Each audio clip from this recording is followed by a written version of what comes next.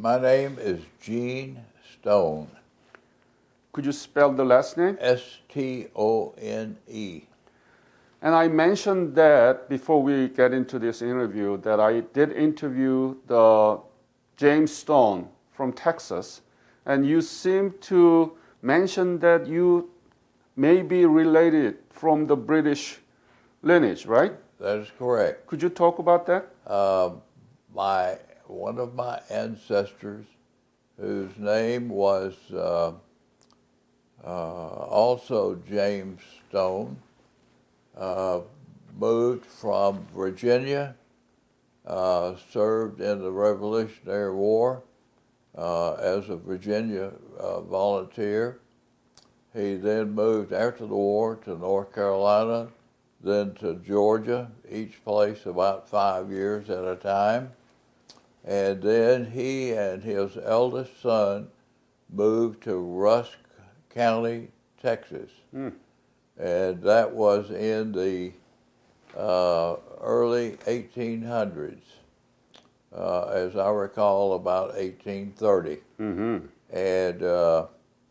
And one of my trips through Texas, I stopped and visited a stone in Waters, Texas. And that stone turned out to be related to me through that James Stone who had gone to Texas in the early 1800s. Wow. I had an honor to meet the James Stone. He was the Medal of Honor recipient and also prisoner of war, former. And he retired as an Army officer. And it was a great conversation. I expect that this conversation will be another one from the Stone family. So tell me, what is your birthday? My birthday is August 13th, 1931. August 13, 1931. So you are now 89? 89. You have a face of a child. Thank you. Amazing. Thank you. Amazing. Where were you born? In Old Hickory, Tennessee. Old Hickory. Is it far from here? Just outside Nashville. Oh, Nashville. Yes. Got it. Tell me about your family background when you were growing up, parents and your siblings. My father's name is Curtis Stone. My mother's name is Vivian. She was a Bird, lineage from the Birds in England. John Bird, a wealthy goldsmith, had sons, and the first one was William Bird, who came to Virginia with a warrant from the king to settle land in Virginia, and for each indentured servant, he got 500 more acres. Oh. I have a part of a letter written by him by William Byrd II, who say, "My father left me 35,000 acres, 2 fine houses, and 1,800 indentured servants." The indentured servants would come from England to serve 3, 4, or 7-year terms for their freedom in this, what was becoming Virginia at the time. They came, William Byrd I came to Virginia in the early 1600s, came into Jamestown. Jamestown. Yes, and settled on the James River. Their home was called Westover Manor, and it still exists. It's a beautiful mansion. I've been there 3 times now and toured the grounds. Beautiful English gardens. And anyway, William Byrd, first, second, and third were all members of the House of Burgesses in Virginia, where the idea of independence from England originated in that House of Burgesses, prompted by Thomas Jefferson, who lived in Virginia, 50 or 60 miles, I guess, from Jamestown. Mm-hmm. But I also have a letter, I have copies, of course, of a letter that Thomas Jefferson wrote to my ancestor, William Byrd II, prompting the independence from Great Britain.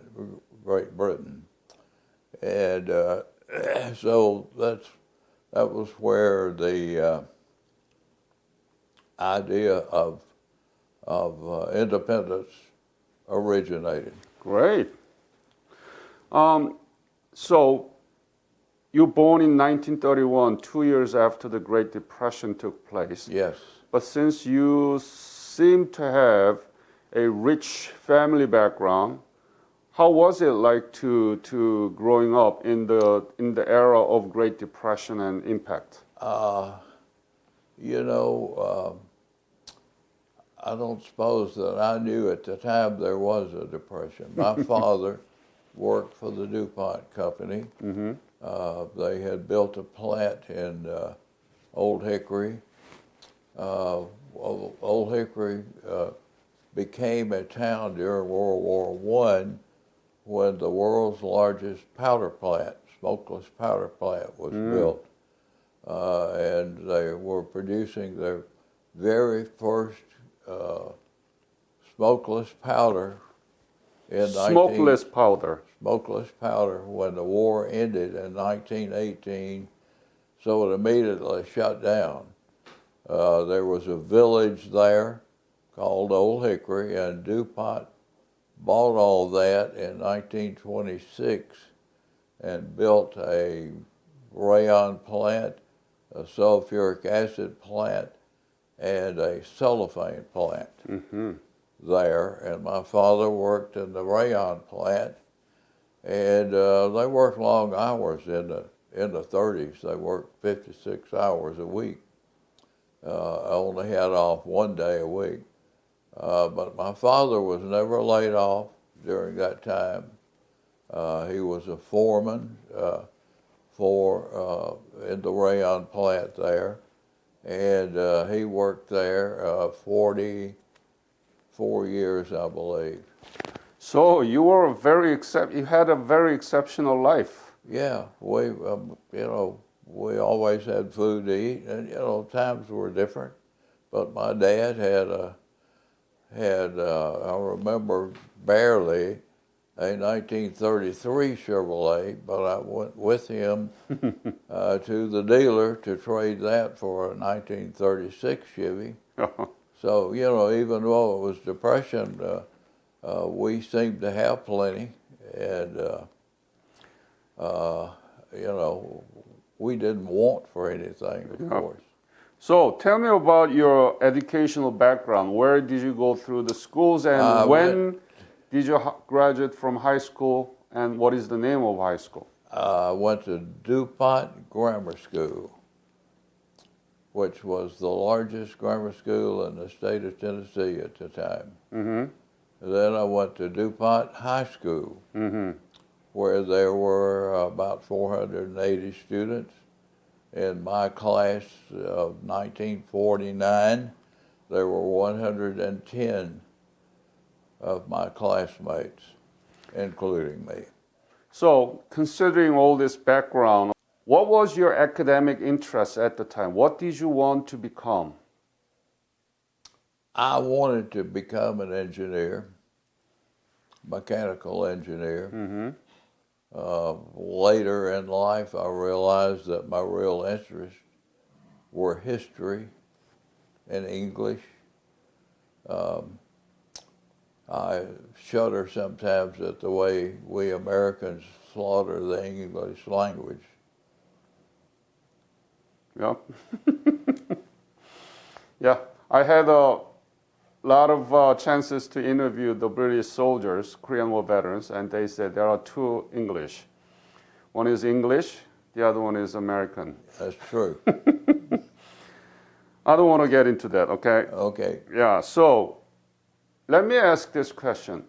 Did you know anything about Korea by the time you graduate from high school? Did you learn anything about history or the culture of Korea from the school? Did you know anything? No.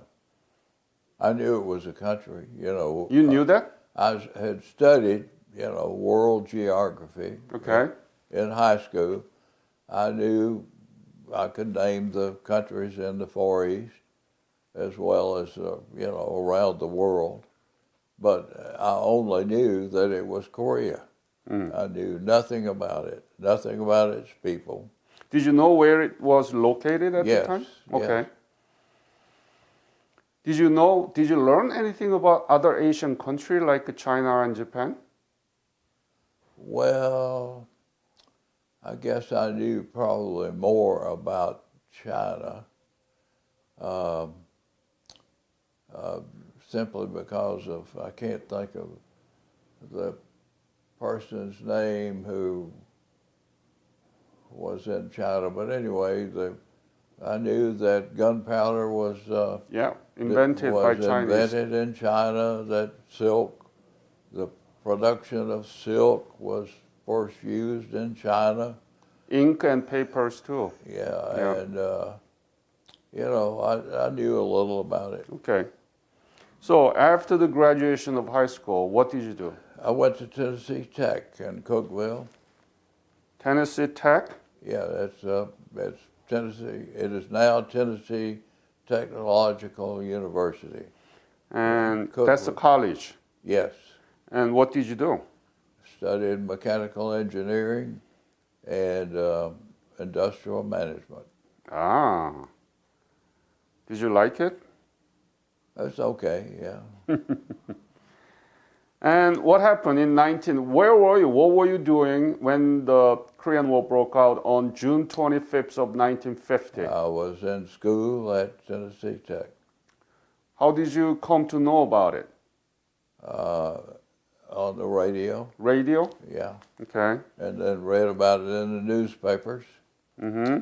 I saved that newspaper, Nashville, Tennessee, and announcing the beginning of the Korean War, or announcing the invasion by North Korea.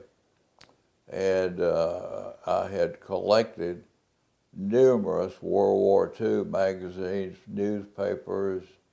I had literally a trunk full of World War II memorabilia, and I included some Korean War memorabilia, including a big military map I had brought home from Korea.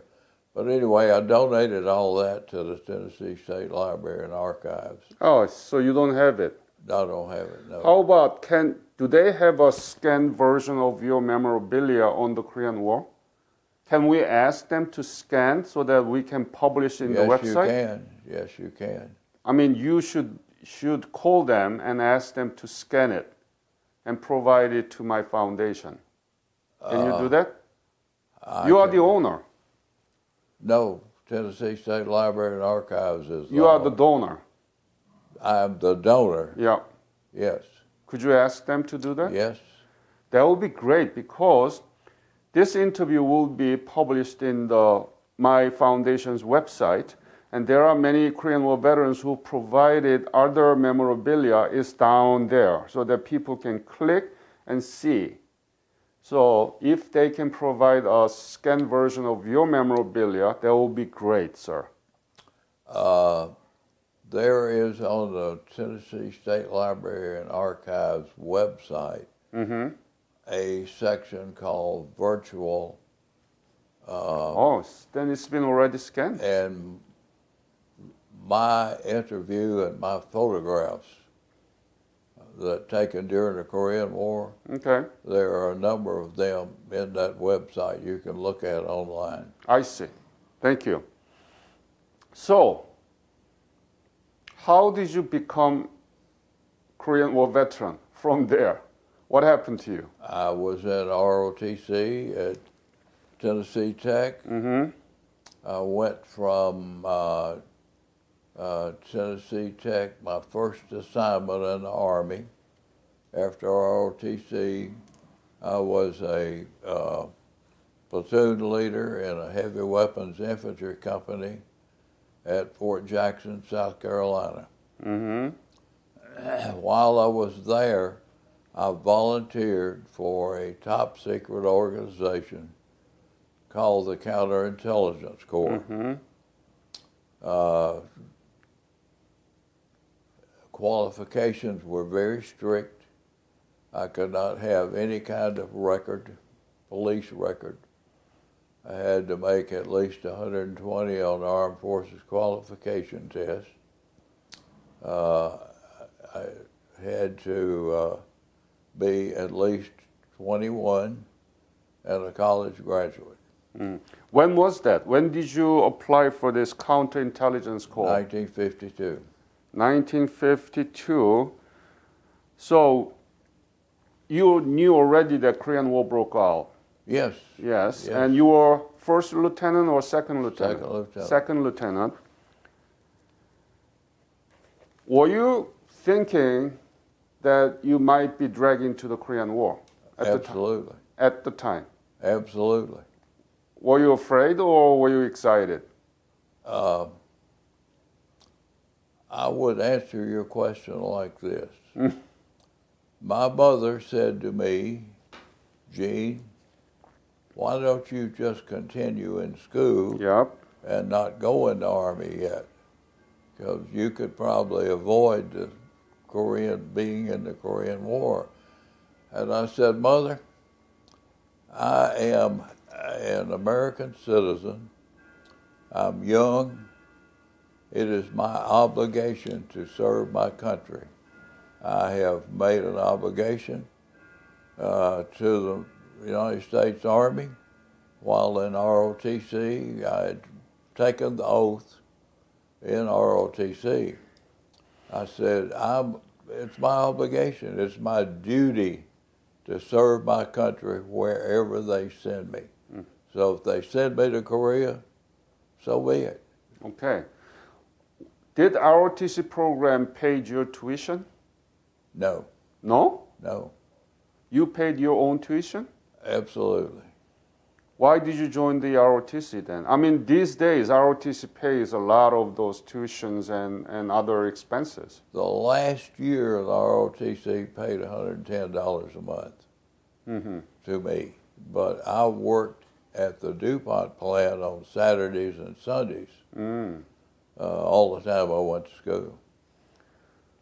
So you finished Tennessee Tech, right? Yes, When did you finish it? in 1952.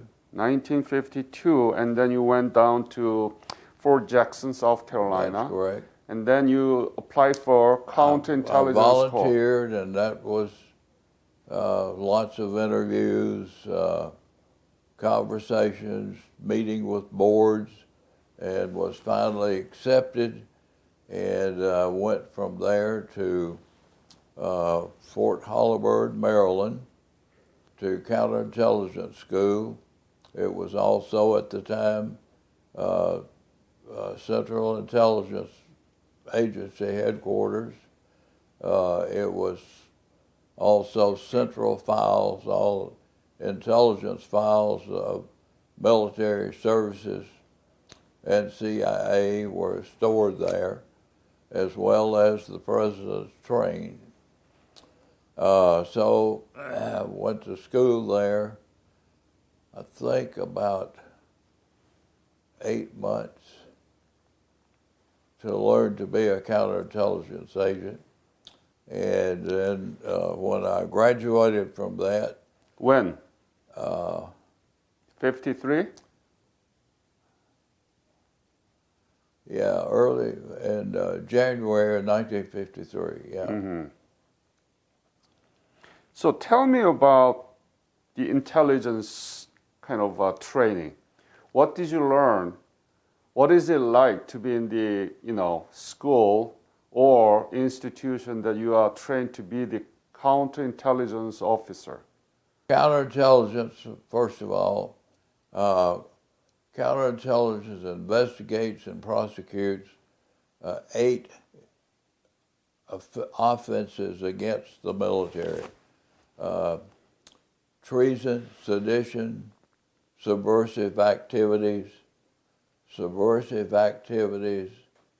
and treason were the 2 big ones. And so we learned a variety of things, but I could cite one course for you, for example, called Observation and Description. Mm-hmm.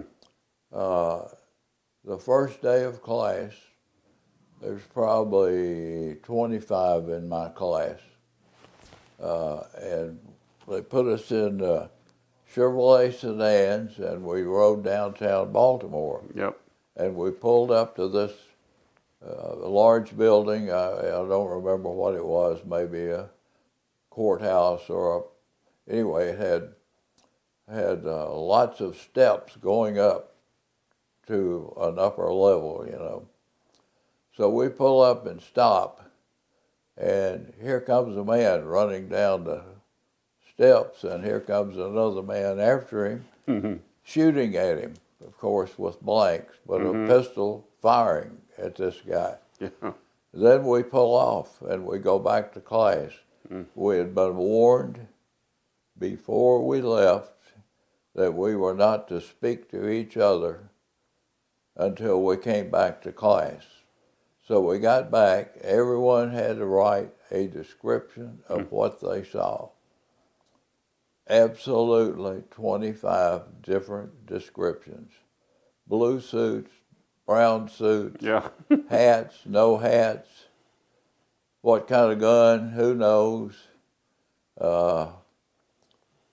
what was the episode, and it just went on and on. Well, observation and description was just about the total length of the course.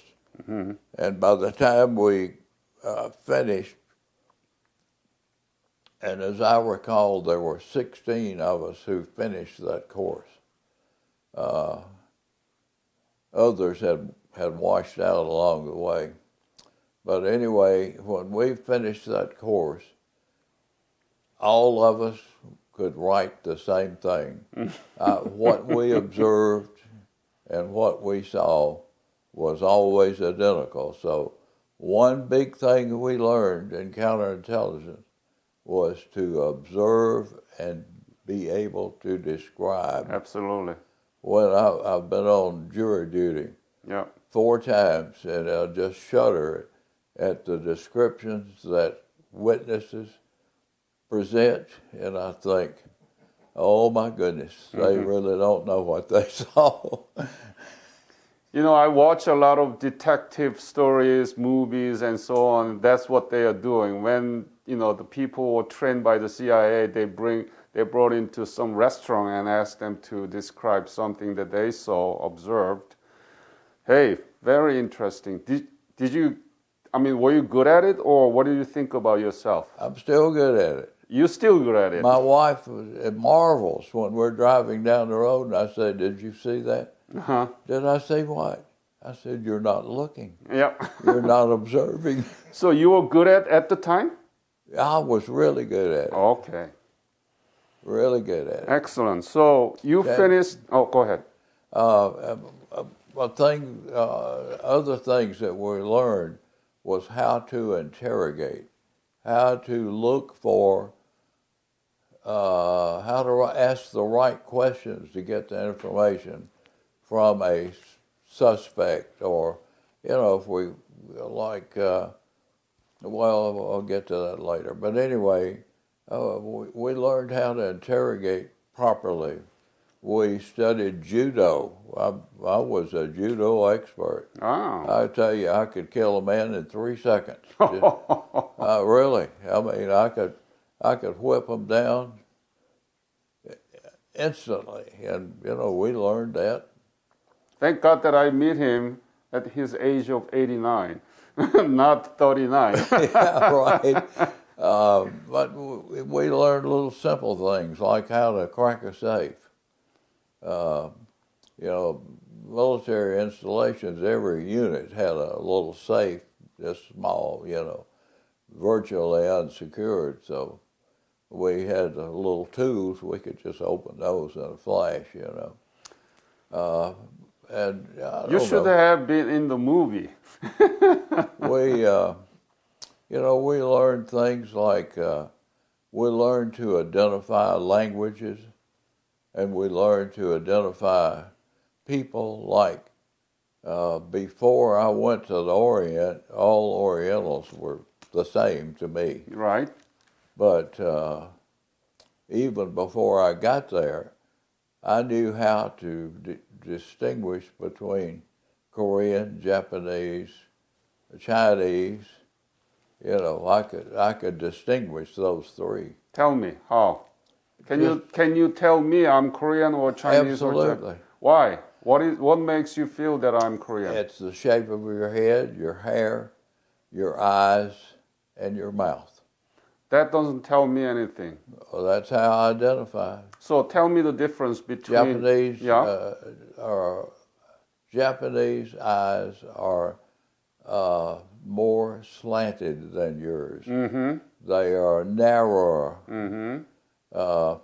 Their mouths are shaped a little differently, and their hair is different. Your forehead is definitely Korean. You knew it. I'm Korean, so Yeah. I cannot trust you yet. I have to bring my friends Well, from China. I have a Korean minister. You met him. Yes, you did. I've just happened to think of that. And, when I saw him, I didn't know his name yet. I said, "Oh, look, Phyllis, we have a Korean minister coming." There you go. That makes points there. Okay. Were you married at the time? No, Single. single. So when did you leave from the United States to Korea? Where? I flew from Baltimore to San Francisco, went up to Travis Air Force Base, north of San Francisco, and flew in a military air transport service flight. They had a flight every 12 hours leaving San Francisco. We landed in Hawaii, 12-hour leg to Hawaii, 3-hour layover in Hawaii. Then we flew to Wake Island, 3-hour layover in Wake Island. That was also a 12-hour leg. 3-hour layover in Wake, and 8-hour leg to Tokyo. Mm-hmm. I was assigned to the 441st Counterintelligence. 444. 441st. First. 441. Yeah. Counterintelligence Detachment at Armed Forces 4 East Headquarters. Hold on. Detachment of what? Counterintelligence Detachment. Yeah. Of? 441 CIC Detachment. Mm-hmm. At Armed Forces 4 East Headquarters, which at that time was across the street from the Emperor's Palace in a occupied Japanese hotel. And I stayed there about a week and then I flew on a C-124 to Seoul, Korea, where I was assigned to the 308th Counterintelligence Detachment. By the numbers, 4 means I'm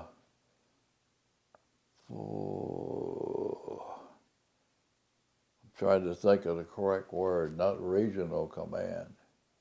But anyway, Armed Forces 4 East was a 4 detachment. 308th was 8th Army Detachment, Counterintelligence Detachment. And I stayed there 2 weeks, I think, and then I was transferred to the 1st Marine Division. The Marines didn't have counterintelligence, and there were spies and coming across through the Marine Division like gangbusters. So they sent 12 of us to establish the 181st Counterintelligence Detachment with the 1st Marine Division. So we wore Marine uniforms, and we participated in the exchanges. The result of the armistice was Operation Little Switch and Operation Big Switch. Operation Little Switch, where the wounded prisoners were exchanged, and part of the exchange was each prisoner from both sides had to be interviewed and given the opportunity to exchange and be repatriated or stay in the country of imprisonment as a citizen. So I participated, and my unit participated in some of those questions. We actually were around Panmunjom a good bit, just like security, observing what was going on. One of our missions was to be sure that the exchanges were going according to the armistice rules. Our little compound was part of the Marine Regiment in reserve, so we were about a mile south of Panmunjom in a little town called Pajari. Pajari. Pajari. Mm-hmm. I understand now that Pajari is that's a huge development now. Some of the guys, that in our Korean War Veterans Association have returned to Korea. I've been offered that twice, but my wife and I just felt like our physical condition wouldn't allow that long flight. So anyway, we in Korea, part of the time, particularly after the war was over in July, we taught the Marines how to patrol and look for infiltrators coming across the line, coming through the DMZ, and our mission was to interrogate, actually, those people. We had 8 hours to interview, write a report in 8 pages, 8 copies, on those little portable typewriters at the time, and carbon paper. What a challenge. But anyway, we had 8 hours to get that. If we determined that it in fact was an enemy infiltrator, not a civilian, that we had 8 hours to get them to the next headquarters, which was First Corps. We called it I Corps. I Corps. Headquarters in Wijambu. Yep. And that was interesting. We had developed those interrogation techniques, and I guess my only claim to any fame at all was that I kept interviewing this guy. I kept talking to him, and he said he was a Korean farmer, And I kept looking at him, and I thought, he's not Korean, he's Chinese. Mm-hmm. And I just kept hammering away at that, you know, trying to think of different things. And he had this jacket on. And so I just got up and picked that jacket up, and I started feeling around. And I took my knife out of my pocket and slit the pockets on the bottom of this jacket. You know, it was like a quilted jacket. And I found Chinese and North Korean money. Mm-hmm. And of course, my obligation was to send all that money I found, and identified him ultimately as a Chinese major in the Chinese army who was trying to get to Seoul to infiltrate and start some kind of organization in Seoul. Anyway, I still have 2 of those bills. Mm-hmm.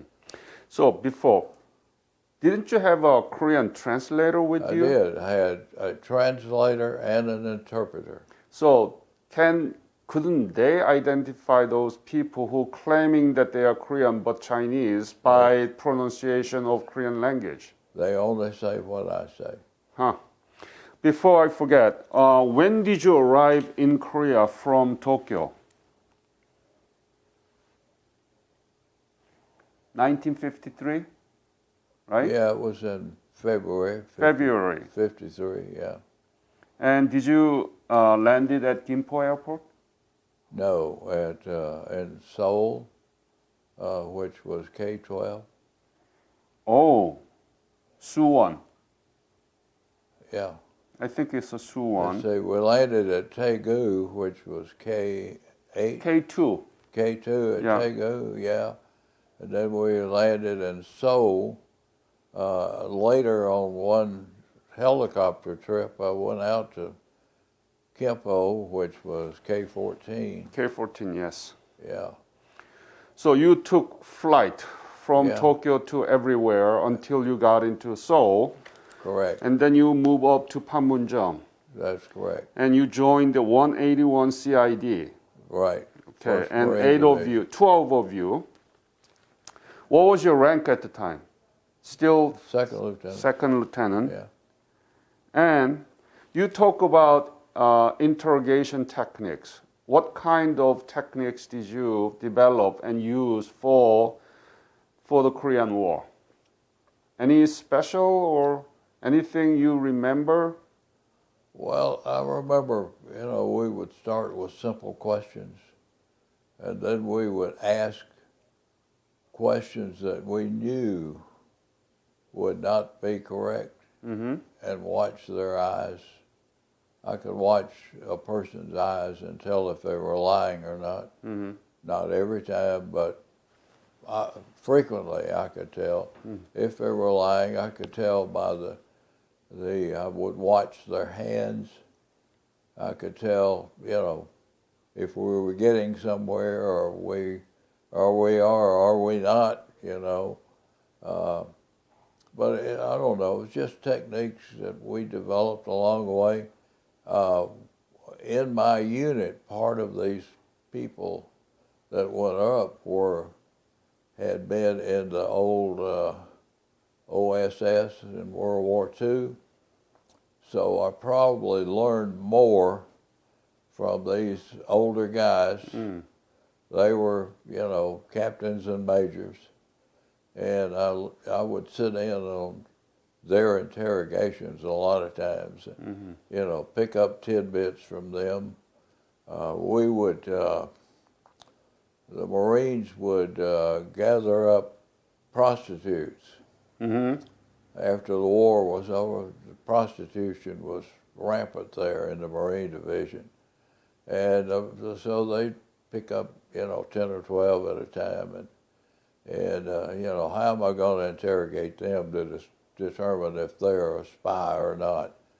And one of these older guys, I sat in with an interview with him one time, and he put two 5-gallon paint cans, or whatever cans there were, 5 gallons, and he took a board, 2x6, and he put it across these cans, and it'd make these women sit on that, but the board would be sticking way out on one side, and he had a baseball bat, and he'd ask them a question, and if he could tell it was a lie, he'd hit that board with a baseball bat on the end and sting their butts. He'd make them take their clothes off and sit on that board.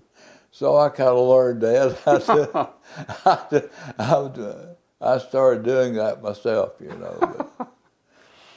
know.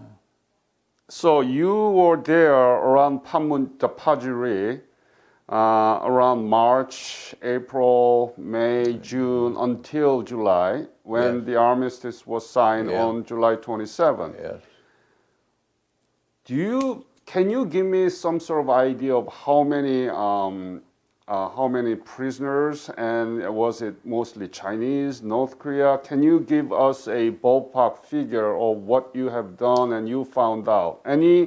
Any episode that you found out from the prisoners about very, very critical intelligence? Anything? Remember? One of the questions we ask all the Americans. Yeah. Yes. What do you mean, all the Americans? Yeah. You mean that's after the armistice? Yes. I'm talking about before the armistice signed. Okay. The Chinese, North Koreans. Most of the Chinese. Mostly Chinese? Yeah. Okay. Yeah, because Chinese were in the Imjin River, the other side of Right. it. Mm-hmm. Exactly. Tell me about anything you found out. Interesting. Or I can't think of any intelligence facts that we learned during that period. mm-hmm. You know, when we started interviewing at Operation Little Switch, which was the wounded prisoners, one of the first things we would ask is, did they know Americans' names who had died? Mm-mm. That, you know, that we could follow up. Identify. Yeah. And, you know, some of them would have good memories, but and I guess one thing we learned just before this, that the Chinese had been, you know, it was a brainwash era in prison camps, and Yes. that they would electrically shock them. They would put them in holes, dark, and shock them almost till they were unconscious, and you know, just treat them terribly. Disease was rampant. We had begun to learn things by interrogating prisoners coming across, you know. Yeah. When you interrogate the Chinese or the North Korean, mostly you said Chinese, what did you find about them? Are they inclined to be in the free world? No. Were they resistant? Are they stubborn? Or They were adamant about going back to China. All of them. all of them? They would, I can just see the pictures now of them coming up in trucks. They would bring groups of them up in trucks, and they would throw the American uniforms. They would strip down and throw their uniforms out of the truck. So when they came up to be interrogated, all they had on was a pair of shorts. Were they admissive or to your interrogation and to reveal some information, or do they really stubborn? We were not interrogating them about anything intelligence. We were just trying to Identify them. learn if they wanted to go back or not. And everybody wanted to go back. Everybody. I don't think any Chinese or North Koreans. I don't remember any refusing to go back. 23 Americans in Operation Big Switch when healthy prisoners, so to speak, healthy prisoners, were exchanged. 23 Americans declined to go back to the United States. Whoa. 2 of them later recanted before they were transferred back to China and decided to go back to the United States. And one of my comrades escorted those 2 back to Tokyo, and he was interviewed by Stars and Stripes reporter. And the Stars and Stripes reporter asked him at the Seoul airport, what was it, K-12, I think, what was he going to do with them? And he blurted out, "I'm going to shoot the son of a bitch if I get a chance." And that, of course, that kind of made headlines and stirred up my commander. Let me ask this question. Those who returned to the United States, the American prisoner of war, were they brainwashed or were they kind of supportive of socialist idea? What was the occasion? They were, you mean, was brainwashing successful? I didn't see any that brainwashing was successful. Oh. You know, they were all pretty straight. They knew, you know, I didn't detect that any of them had any socialist ideals at all. Not at all? Not at all. So you saying the brainwash was successful? No. No. Then why do they refuse to return to the United States? Oh, those. Yeah, those people. I did not interview any of them. Okay. I just knew about them. Got it. Can you explain the major difference between Operation Big Switch and Little Switch, Small Switch? Operation Little Switch occurred first. That was the exchange of wounded or unhealthy prisoners, both sides, Chinese, North Korean, and American, British. You know, there were other nation soldiers that had been captured. Yep. And Big Switch? Big Switch was the exchange of all other prisoners. We knew, authorities knew, American authorities knew that the Chinese were not sending all the prisoners back. How did you know? I don't remember how we knew, but we just knew. I mean, there were so many more prisoners of war that had been reported through the unit morning reports every day. It reports killed in action, missing in action, etc. There had been more missing in action than returned by far. And at the end of the war, my figure might not be exactly correct, but more than 8,000 missing in actions after the dust settled, after everyone was accounted for. And so, you know, we knew they weren't sending them back. And all through the years since then, occasionally I'll hear something about someone recognizing an American like a slave in China, where they had kept prisoners rather than exchange them.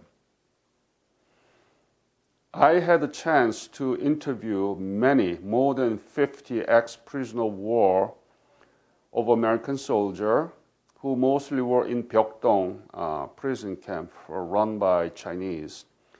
At the reunion, the last reunion of former prisoner of war association in Louisville, Kentucky. So I heard a lot about sufferings and those brainwash. Scarlett Conti, who was boxed into, for more than 6 months, only twice released from the box to solve the, nature's call and things like that. Do you know of anything that you still remember that you got from the American prisoner of war about? Well, I just heard how horrible it was. And, clothing become thin and worn, and and guys sick and not being attended to. I heard all kinds of stories, from the prisoners. Well, a member of our unit here, our Korean War Vets Association, was a POW. And there are 4 or 5 I know around town here who are ex-POWs. 2 or 3 of them have passed away, but one of them, the one in our unit, Charles Matthews, would tell us about the horrors, of being in prison camp. Mm-hmm. So, yeah. I still vividly remember, and many of those interviews been broadcast by the C-SPAN American History TV channel, Yes. My interview, so you can look it up, internet. Were there any dangerous moment that you could been killed during your service? My first night in Korea. First night in Korea? In First Seoul? My first night up on line was the 1st Marine Division. Tell me about it. We had, the unit had established a compound made up of tents, 12-man squad tents. And so the office, if you would call it that, was a 12-man tent. But anyway, we had an outhouse, and we had P-tubes. They were 155 millimeter shell casings stuck in a gravel pit with a shelter canvas around 3 sides and the top so you could go out and urinate. So we had a generator in this outfit, and we turned the generator off at 10 o'clock at night. And just before 10, one of the guys in my tent went out and urinated, and he came running back in. He was in his underwear.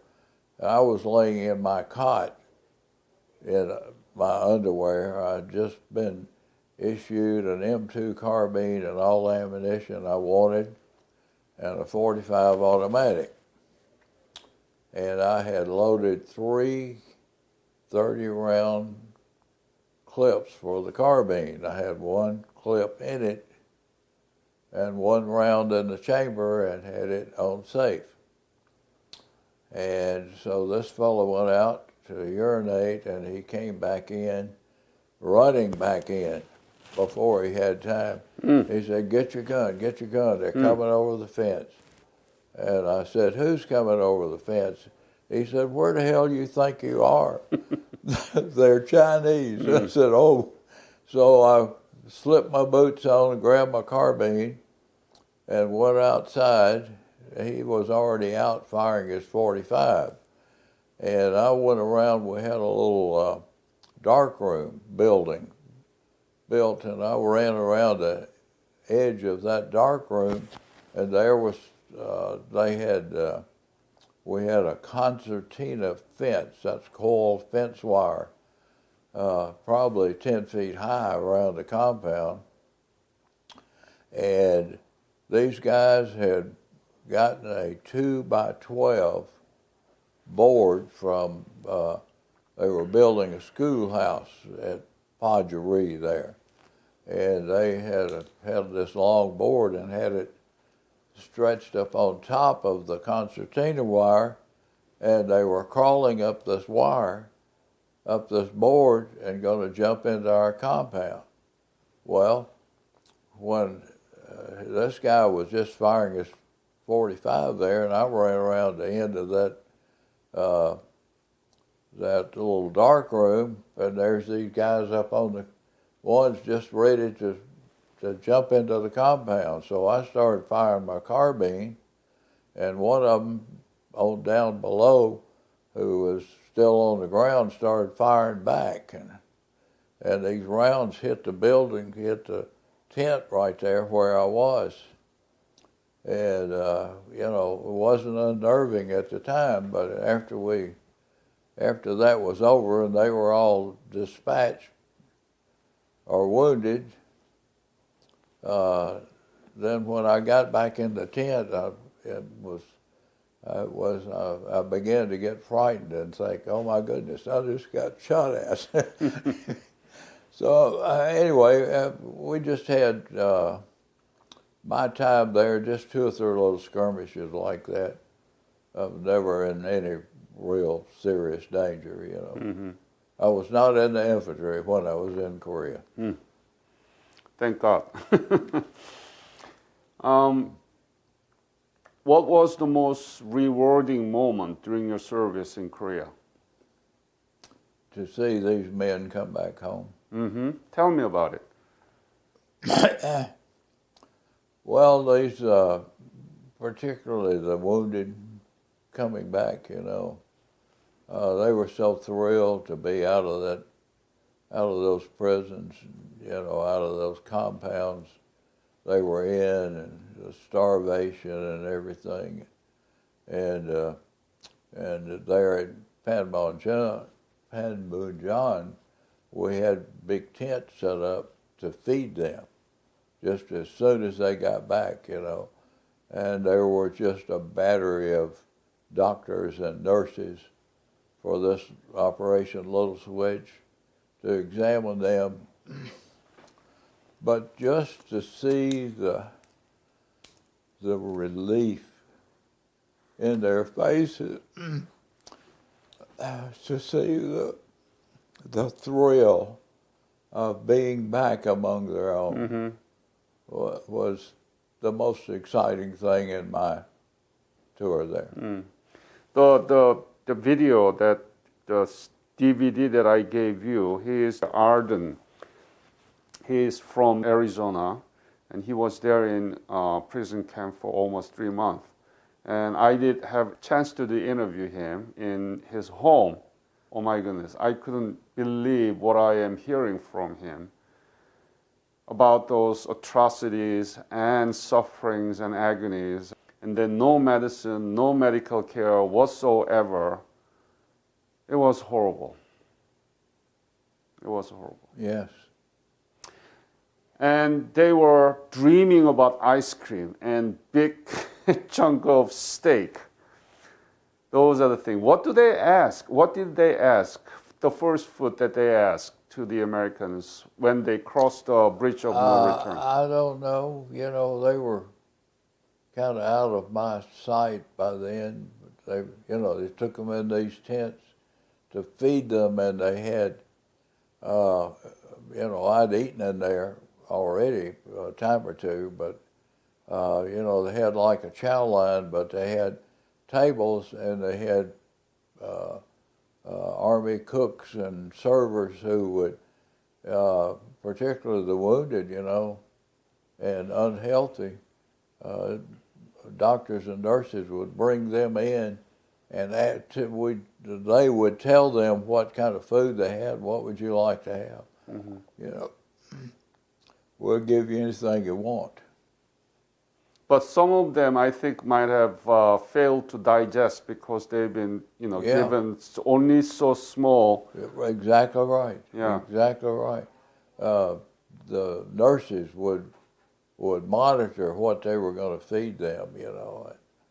But anyway, it was a thrill to me to see these people coming back and able to be repatriated. Do you have some pictures you took? Not of that, no. No, okay. Couldn't, was not allowed to take Oh, the okay, camera yeah. up there. I heard that they sprayed the DDT because there were so many lice and fleas. They were living with the flea and lice. Yeah, oh yeah. It's an unbelievable story. I know you were there at the end of the Korean War and after the armistice, but I had a chance to do the interview of some officers that talking about the presence of Chinese across the Yalu River in very early October, right? But the general who was in charge of this intelligence from Tokyo, General Willoughby, failed to recognize this Chinese infiltration into the Korean Peninsula in early October. In And they 1950. exactly. Yeah. And they didn't do much about it, so that the Changjin Reservoir, chosen fuel battle in the northeastern of Korean Peninsula, I think that has a lot to do with it. The failure of so many people died there, First Marine. Do you know anything about it, and do you have any idea? Any kind of perspective on it? I've read a lot about it. You know. Please share that, some of it. There was a general in the Army named S.L.A. Marshall, Brigadier General S.L.A. Marshall. He was the chief World War II and Korean historian. And when I was in Seoul, the couple of weeks before I went up to the Marine Division, I was in Central Files, and I read my responsibility as it was to read all these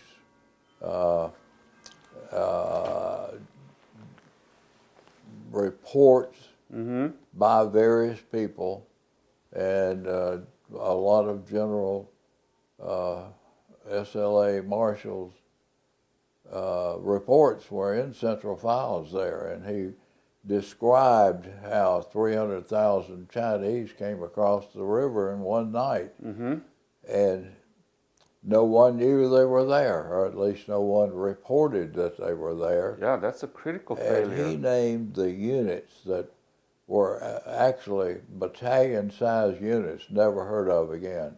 Not a single man ever heard of or even knew what happened to them. They were just wiped out, you know, captured, wiped out. We have Korean War Veterans Association has a monthly publication, and in this publication, they report on prisoners' remains who have been identified, and have a page or two report on former POWs. And anyway, you will observe there that most of the prisoners taken during the Korean War was in this October 1950 to February, March 1951 time period. Almost all of them were. I had a book here that I bought in Korea that was written by this General Marshall, and I donated it to the local library. I had 2 or 3 books. I had General Mark Clark's book called From the Danube to the Yalu. Yeah. I don't know, I had 2 or 3, 4 books, and I cleaned a lot of books out here and donated them to the archives there, local archives and the library. So the General Marshall, last name is Marshall. I believe that's correct. And first name, I mean the first initial is SL. S.L.A. Yeah, 3 initials. So he wrote the book about it. Yeah. Okay, I will check that out. So, in my opinion, I think if we were attentive to this, the intelligence gathered, not much, but few in early October, we could have prepared for this Chinese infiltration, right? Yes, You agreed to that? I agree. Yeah, I think that's a grave failure of MacArthur headquarters in Tokyo. You'll find all through every war, intelligence gathering has been lacking, real intelligence. And I think even just currently is our intelligence gathering facilitated, and it's just, I would say it's the strongest it's ever been, with so many electronic means of gathering intelligence. Any episode you want to share when you interrogated Chinese before the armistice, or anything about your career as a counterintelligence officer during the Korean War? Any episode that you think we need to know? Well, only about the Chinese major. All the rest of them I interrogated. Two or three or four I interrogated, I deemed not worth sending on down to the next headquarters because they were obviously not spies or infiltrators. We used the term rather than spy. We used the term infiltrators. But those that I suspected were, we just, I'd write my report and send them on down to the next headquarters. I can't recall any outstanding incident other than the one with the Chinese major. What was the most difficult thing? Just pinpoint one, if I ask you during your service in Korea.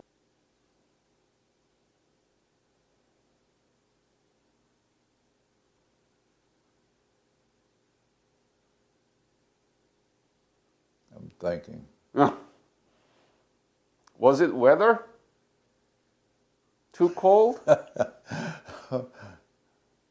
Cold in the winter, hot in the summer, monsoon season, what is it, as I recall, maybe June or July, rains every day. After the war, we generated in my unit a lot of top secret documents.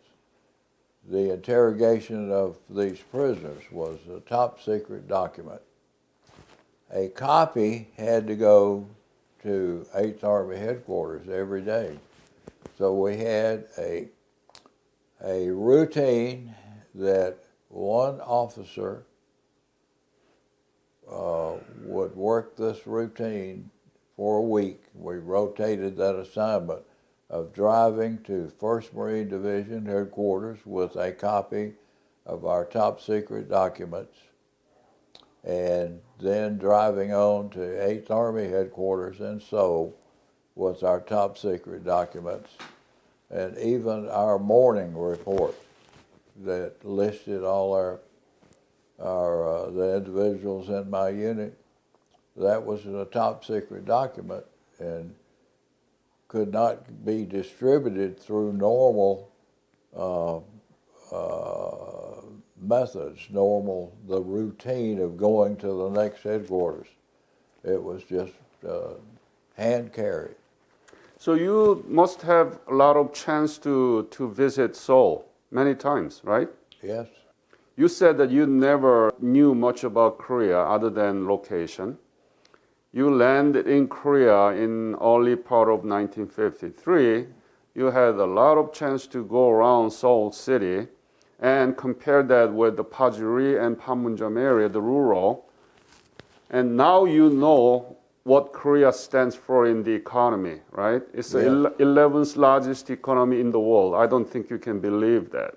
11th largest in the world GDP.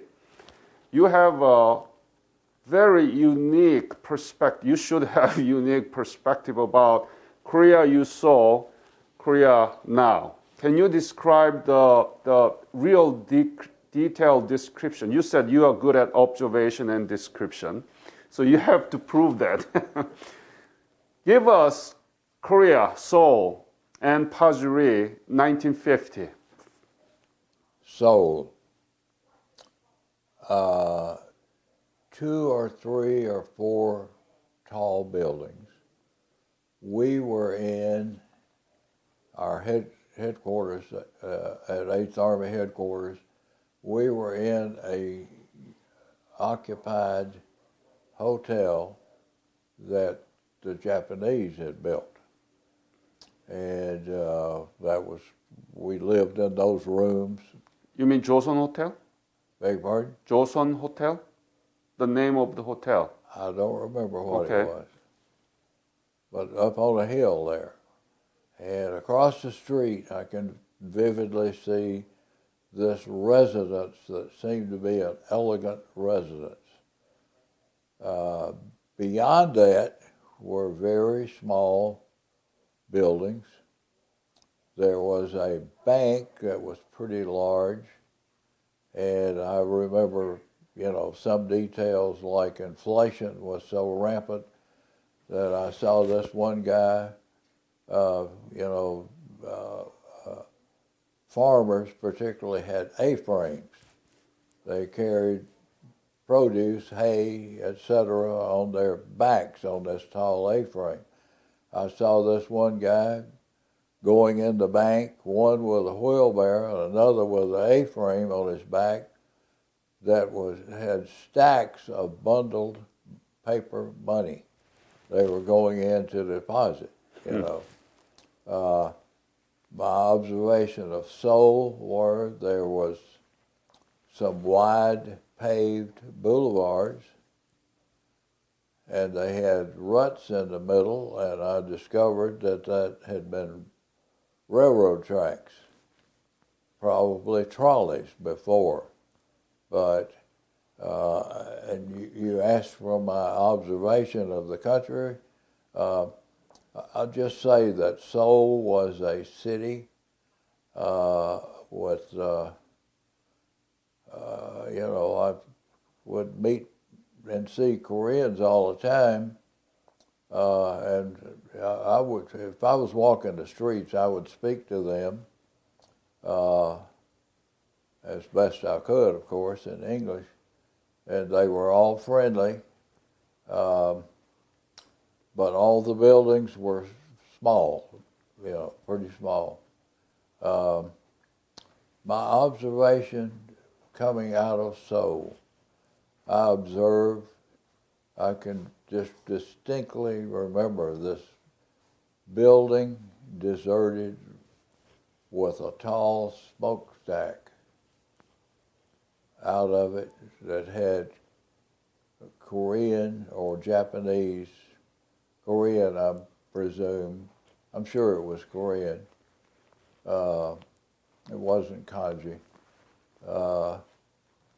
Korean writing down the side of it, And there was a railroad bed, but no tracks. And so I had a houseboy named Kim Sung-ki. Kim Sung-ki. And I would question him about these things I saw. And he explained to me how the Japanese had, when they came to Korea in 1910, they just took everything back, including lots of men, more or less as slaves, to work in Japan. And so I would see evidence of that in my trips back and forth to Seoul, of places that had just been stripped of everything. And, the thing that I would observe was that everywhere there were rice paddies, right up to the edge of the road. The roads we had were not graveled, they were just dirt roads that Army Corps of Engineers kept in reasonable shape, and had to cross some mountains on the way to Seoul, and during the rainy season, oftentimes I would have to wait till a bulldozer could fill in ruts that had washed out of the dirt roads, you know. Of course, I kept my Jeep in four-wheel drive all the time. But you know, I observed that when you're coming out of Seoul, people were poor. They didn't have anything but a rice paddy and you know, they pretty much managed that by hand. Very few domestic animals. I couldn't see that they had anything to eat but rice. And they grew some vegetables, cabbage, and kimchi, of course, was about their, and rice was their mainstay to eat. And they, you know, around Pajari there, they were just kind of mud and thatched huts and, you know, crude buildings. And you know, people were struggling. The citizens were struggling. And Kim could stay in our compound. Kim was probably about my age. Oh, I'd say, yeah. You know, he was, I don't know how old he was. I don't remember how old he was. But anyway, he could stay in our compound, and I paid him. Four of us shared him, and we would give him $1 a week, which was big time to him. But I would give him sometimes an extra $1 or $2. Our cigarettes were rationed, and I smoked, but I didn't smoke as much as my ration was. So on the 5th week of the month, I would give Kim my carton of cigarettes, and he could take it into Pajari and sell it, trade or sell it, and that was big time money to him. Kim attempted to teach me to read, write, and speak Korean, and that was a total failure. But we tried. You know, we tried. I still have some papers where he drew out Korean characters and showed me how to add on, you know, to make a different character. But anyway, it was fun. I loved Kim. He was a nice guy, and he could speak English, you know. How much were you paid at the time as a second lieutenant? $419 a month, and I got an extra $100 a month for being in a combat zone. Oh, you're rich. Yeah. Oh, yeah. So what did you do with that money? I sent a lot of it home. Home? Yeah. Saving for you? Yeah. Okay. So, when did you leave Korea? May. I'm trying to think of the date. May something. I'm going to say May 1st, 1955. So you were there for 2 years almost. Yeah. Wow, that's I was supposed to be there 18 months. Yeah. But I volunteered to stay a little longer. Why?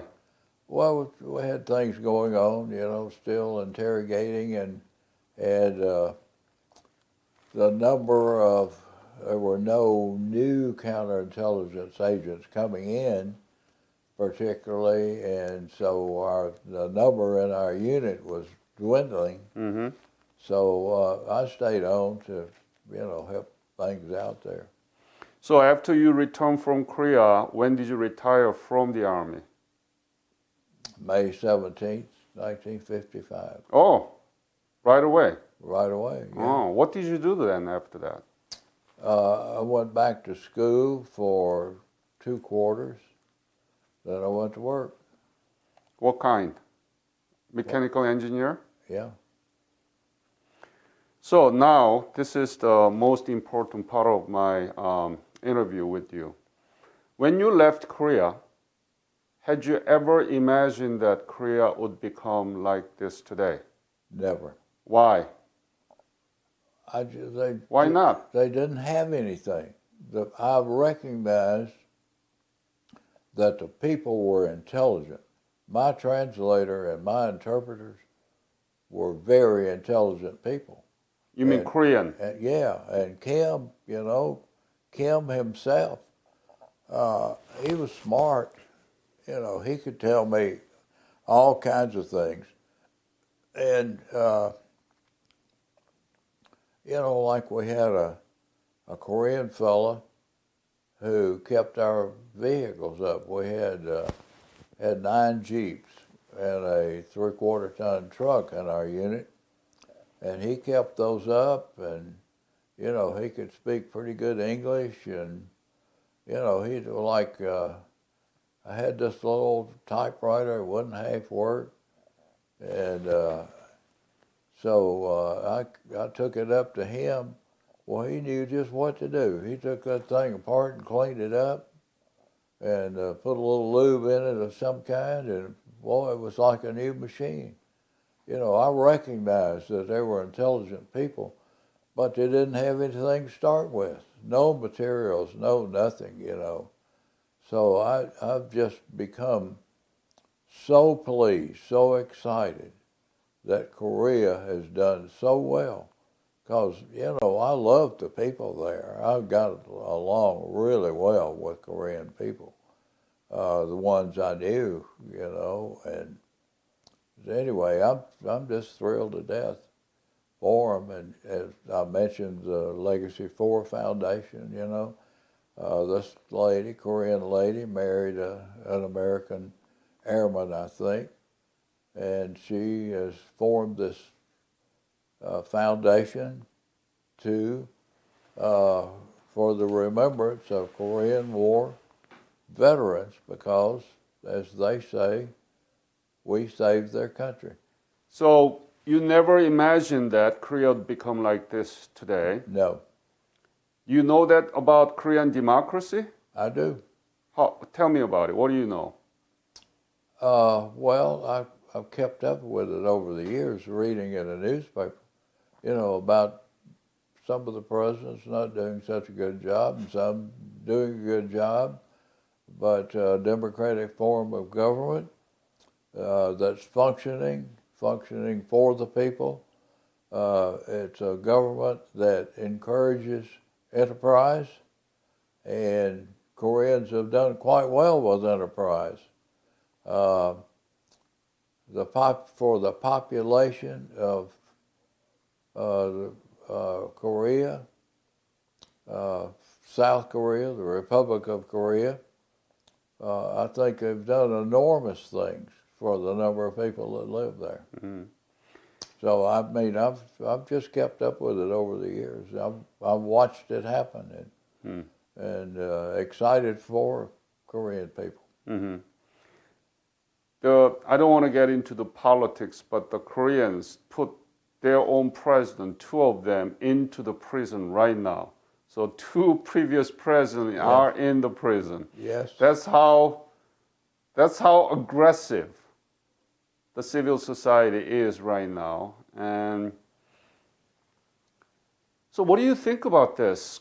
Why is it being known as a forgotten war, the Korean War? Despite such a beautiful outcome like this, you never imagined that Korea would become 11th largest economy in the world with the size of Indiana, a little bit bigger than Indiana. Korea does not have a drop of oil reserve. No, nothing. Most of the natural resources concentrated in the northern part of the Korean peninsula, not in the south. Right. Now, Korea is one of the strongest allies to the United States. China trying to gain control over South Korea now because it's a strategically important locations. It's a good story to tell to our young generation here in the United States and all over the world. But we don't do that. We research about the description of Korean War in our world history textbook. It's so one paragraph compared to the Vietnam War, 3 pages. Yeah. What's going on and why is it known as forgotten despite such a beautiful outcome? Well, I would start back in 1950.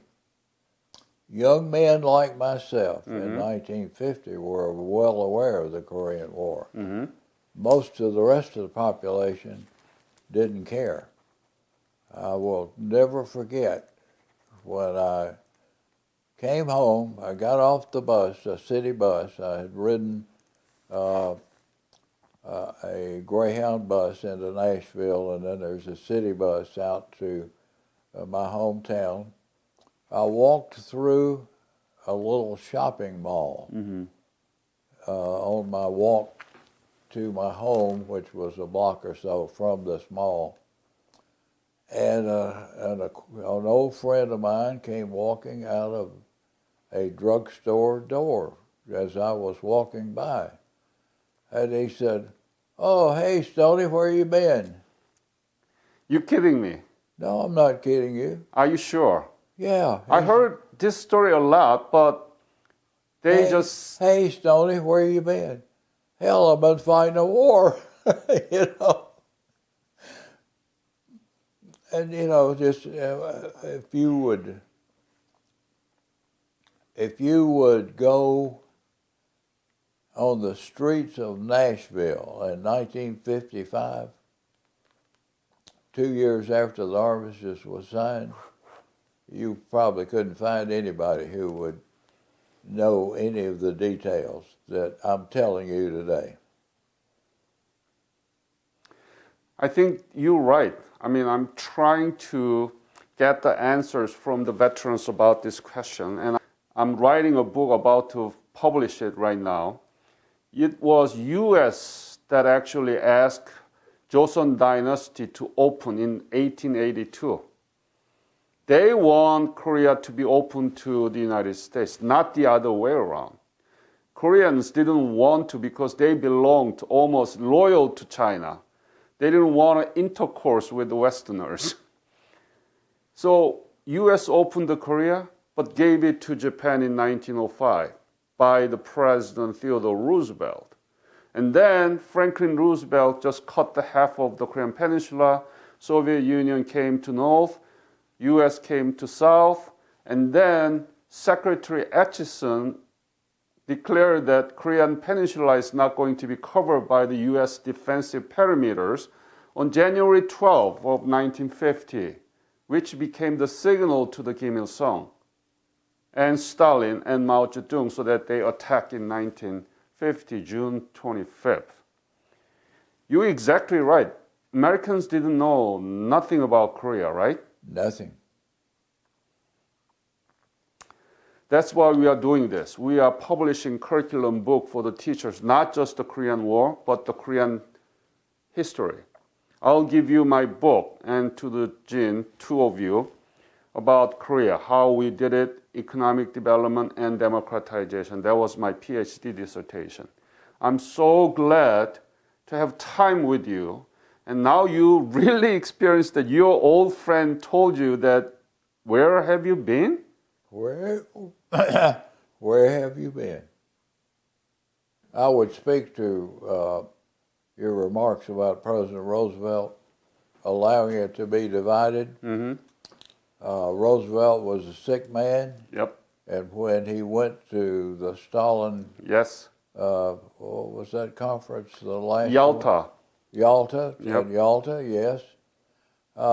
He was just agreeing to things. And Russia, if you look at World War II, yes, every nation participating in World War II lost something. British lost their Commonwealth Empire. Who else was I going to say? United States actually lost things, gave so much up. But Russia gained all of Eastern Europe. Yes. They picked it all up, and they just took things worldwide. You know, Russia was the country that gained out of World War II, and everybody else lost. Roosevelt did some, you know, he gave away terrible things like Berlin, you know, allowing Berlin to be divided, but not having a territory adjoining Berlin. You know, and you know, the Berlin airlift to keep Berliners alive, flying food from France into Berlin. Yep. Just lots of consequences of the end of World War II. Yes. You can attribute to the Roosevelt administration and his illness. Yeah. You're right. You are the only one who actually pointed out about that point. And so this Franklin Roosevelt family, Theodore Roosevelt, Franklin Roosevelt, they were cousins to each other. Yes. Theodore Roosevelt gave Korea to Japan in 1905 through the Katsura-Taft Secret Agreement. Katsura is the prime minister at the time of Japan, and Taft was a war secretary. So, to me, the Roosevelt family, they are the greatest president in the United States. I mean, Theodore Roosevelt in the Mount Rushmore. And Franklin is the one who saved the America from the Great Depression. They are the great president, but they were terrible to Korean people. Well, they were terrible diplomats. Yeah. Period. Yeah. You know, Franklin Roosevelt, you know, was a man born with a golden spoon in his mouth, and it was difficult for him to relate to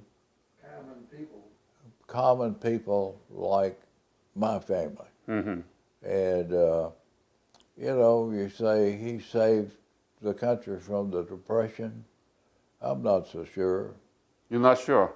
No, I think it would have come out of the Depression anyway. Anyway, okay. He came, just, if you think about it, he came up with all these socialist ideas. WPA, Yes. NRA, on and on. There's some things good, CCC, you know, camps for guys out of work, but, you know, we are today living the inheritance of socialism in this country. We're headed more and more toward socialism, and it began with Franklin Delano Roosevelt. So that's the question. Where have you been? That is the absent-mindedness and no place of Korea in the minds of the people. And that is the topic my foundation is addressing.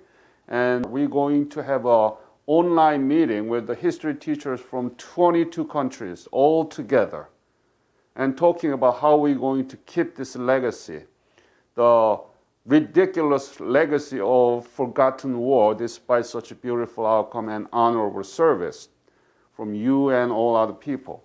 That's why we are doing this. And I'll make sure that I'll let you know when I am done with the editing, might have other people, I'll let you know web address so that you can watch your own interview with me. Okay, good. I think you should have been to Korea. You should have been to Korea. I wish I had. But you can see all those new Korea there in the reborn, and you can watch, right? Yes. One of the results of my Korean War service is my ALS. What is ALS?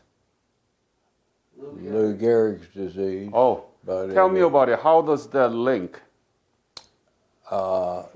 Research and the federal government has determined that Korean War veterans are more than 5 times as likely to develop the disease of ALS than non-Korean War veterans. What is the cause? Beg pardon? And is there any cause been investigated? The speculation is that it is our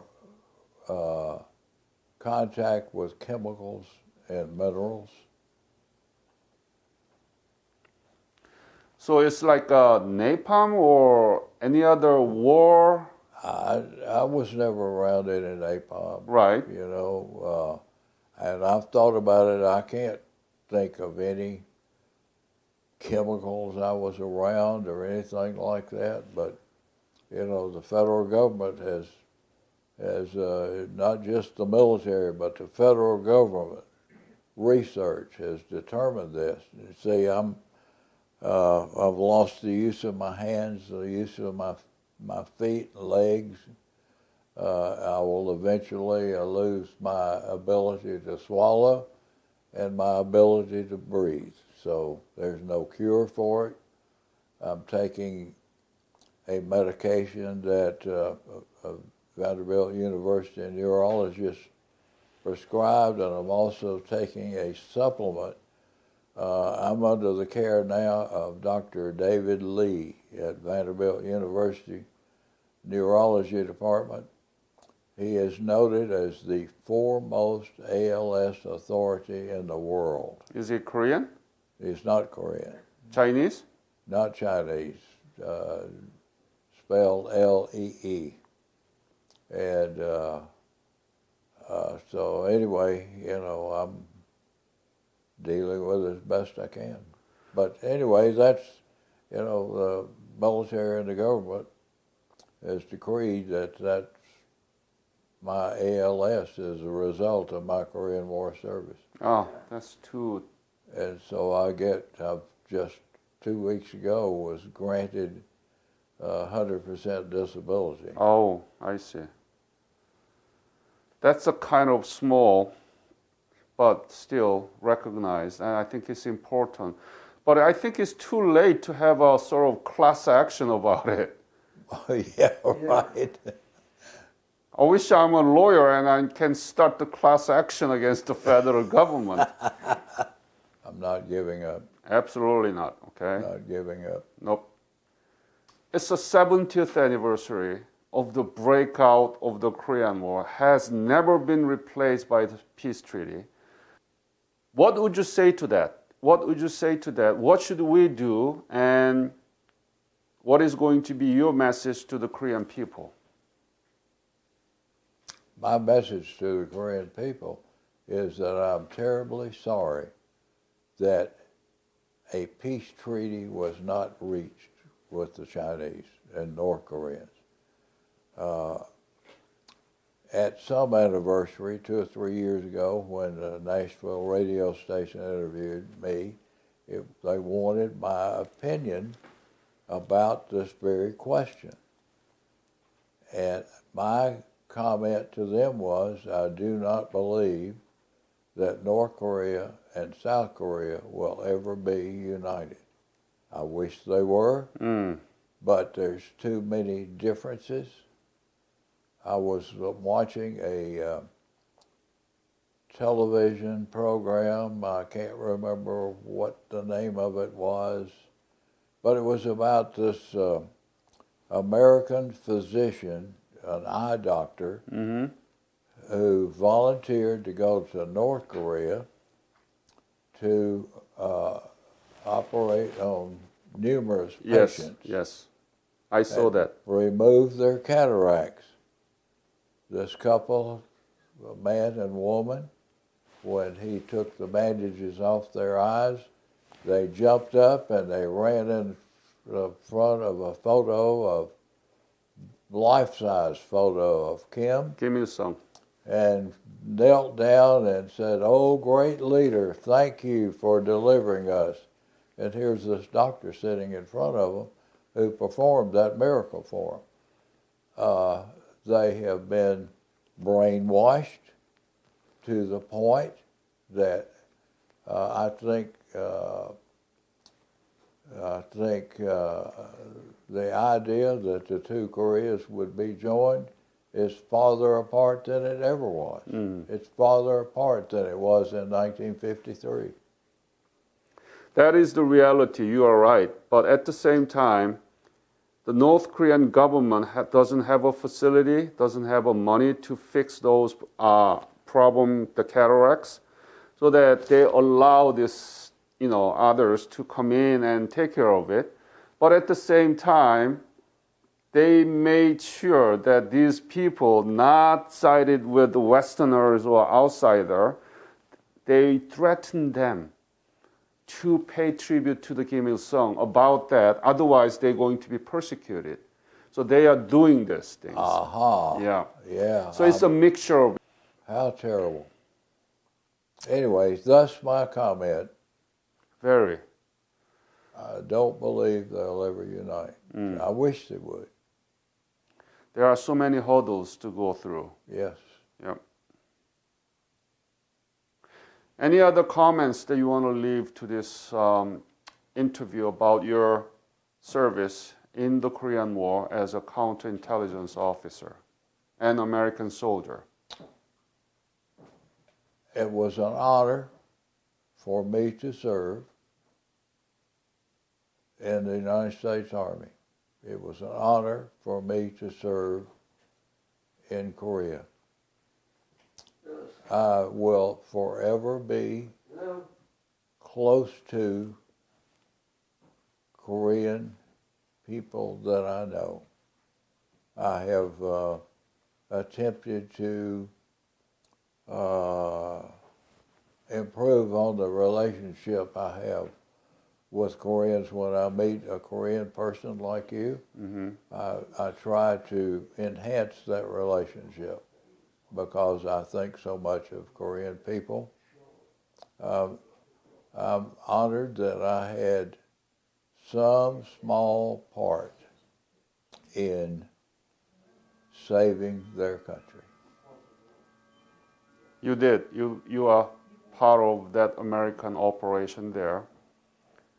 And I think this interview has to be heard to many different people. That's why we are doing this, and I will let you know. On behalf of Korean nation, I'm an American citizen, but on behalf of Korean nation, I want to thank you for your service and honor and the sacrifice. And I really appreciate your willingness to share your story even in the middle of your ALS, Lou Gehrig disease. I hope that you will fight, okay, with the Lord together. I am. Thank you, sir. Thank you. So, Jin, what is it? What is that plaque? Oh, that's the. It is a that goes plaque with the blade. given with the Quilt of Valor honoring my service in Korea. So, Felix, did he say anything about the Korean War to you? Oh, yes. What is it? Anything you remember? One thing. There was no food. The people suffered. And they were, I said, why did you stay in? He said, I was getting shot at. So I wanted to come home. But he wishes he had made a career of his military service. Yes, yes. Thank you again for your hospitality and receiving me today when Jin is suffering from ALS. I really appreciate this opportunity, and I know you're going to fight together. So Yes, we are. We're working hard. yes. Thank you, sir. Thank you, Dr. Hahn.